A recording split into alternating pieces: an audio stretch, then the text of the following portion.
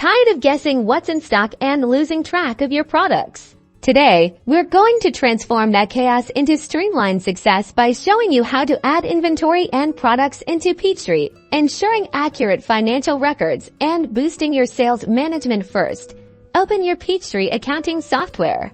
Navigate to the Inventory and Services section. This is your central hub for managing all your physical products. Click on the New Item option. This will open a window where you can input all the details for your new product. Start by entering a unique item ID. This is crucial for easy identification and tracking within the system. Make it something memorable and consistent with your existing product naming scheme.